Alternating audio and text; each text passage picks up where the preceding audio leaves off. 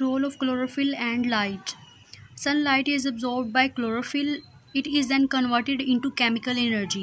जैसे कि हमने पिछले लेक्चर में पढ़ा कि जो क्लोरोफिल होता है जब वो सनलाइट अब्जॉर्ब करता है तो पूरे एक प्रोसीजर के ज़रिए से जो सनलाइट है और इसके अलावा बाहर से जो आउटसाइड सोर्सेज से जो एक तरह से जो रिएक्शंस हुए होते हैं या एक तरह से जो केमिकल्स मिले होते हैं उसको केमिकल एनर्जी में कन्वर्ट कर देता है, मतलब ग्लूकोज में कन्वर्ट कर देता है। We derives the photosynthetic process, जिसकी वजह से फोटोसिंथेटिक प्रोसेस होता है। Only about 1% of light falling on the leaf surface is absorbed, the rest is reflected और ट्रांसमिटेड.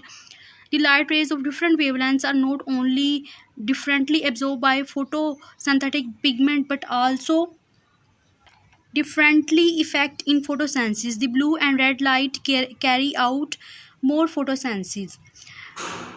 जो भी लाइट फॉल कर रही होती है या जो भी लाइट जो है वो एब्जॉर्ब की जा रही होती है लीफ की सरफेस से, सारी की सारी जो लाइट है वो एब्जॉर्ब नहीं होती है, सिर्फ 1% लाइट जो होती है वो एब्जॉर्ब होती है, बाकी सारी की सारी जो रिफ्लेक्ट कर दी जाती है, इसके अलावा ट्रांसमिटेड कर दी जाती है.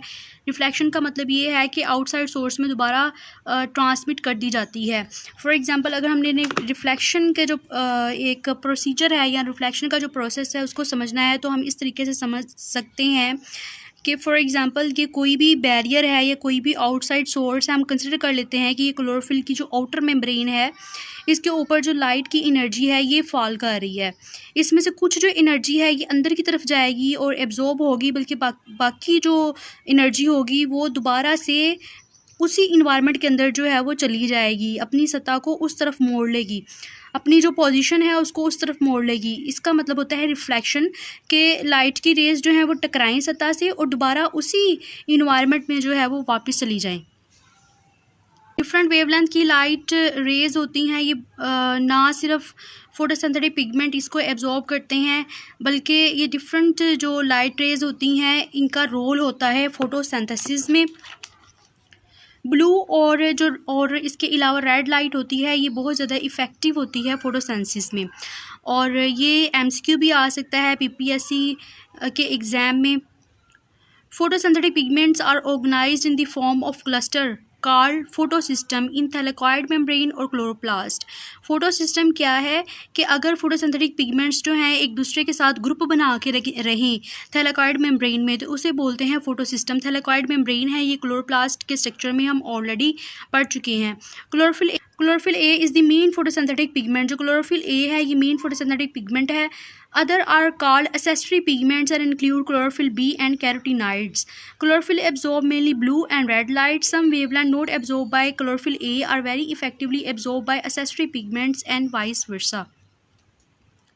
Pigments are substances that absorb visible light. Different pigments absorb light of different wavelength and colours. Dark reaction के बारे में हम ऑलरेडी जो है वो पढ़ चुके हैं.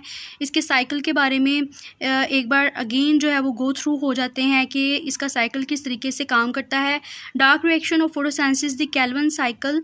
इसमें क्या होता है कि 3 कार्बन डाइऑक्साइड के मालिक्यूल्स जो हैं वो आउटसाइड सोर्स से आते हैं तो उसके नतीजे में 6 कार्बन कंपाउंड जो है वो प्रोड्यूस होता है. ऑलरेडी जो प्रेजेंट होता है वो 5 कार्बन कंपाउंड होता है और ये 5 कार्बन कंपाउंड जब एक कार्बन के साथ मिलता है तो 6 कार्बन कंपाउंड बना देता है. अब ये 6 कार्बन कंपाउंड जो है वो 3 कार्बन कंपाउंड्स के मालिक्यूल्स में कन्वर्ट हो जाता है और इसके नतीजे में एटीपी भी यूटिलाइज होती है. इसके अलावा NADPH भी यूटिलाइज होता है. ये 6 कार्बन जो कंपाउंड है 3 कार्बन और इसके अलावा 3 कार्बन में कन्वर्ट हो जाता है. मतलब अब ये 3 कार्बन के 2 मालिक्यूल्स होंगे तो 2 मालिक्यूल्स अगर ये हैं तो ऑलरेडी जो है वो 3 प्रेजेंट है. 3 को 2 से मल्टीप्लाई करें तो 3 कार्बन के जो मालिक्यूल्स हैं वो प्रोड्यूस हो जाएंगे. इसमें से एक जो है वो 3 कार्बन निकल जाता है और वो ग्लूकोज बनाने के काम आता है. इसके बाद दोबारा से जो है वो 3 कार्बन के 5 मालिक्यूल्स बन जाते हैं क्योंकि एक जो कार्बन का मालिक्यूल है वो ग्लूकोज में निकल गया, उसका कार्बन जो है वो ग्लूकोज को बनाने में काम आ गया. बाकी अगेन जो है वो 5 3 कार्बन कंपाउंड्स रह जाते हैं। अब ये 5 कार्बन कंपाउंड्स अगेन जो है वो 3 कार्बन कंपाउंड्स में जो है वो कन्वर्ट हो जाते हैं। तो इस तरह से डार्क रिएक्शन जो यहाँ कैल्विन साइकिल अपना प्रोसीजर कंप्लीट करता है, इसमें ATP और इसके अलावा NADPH जो है वो यूटिलाइज होते हैं और जो कार्बन डाइऑक्साइड आउटसाइड सोर्स से आ रही होती है ये ग्लूकोज बनाने में काम आती है। In dark reaction 3 carbon compound are reduce to form carbohydrates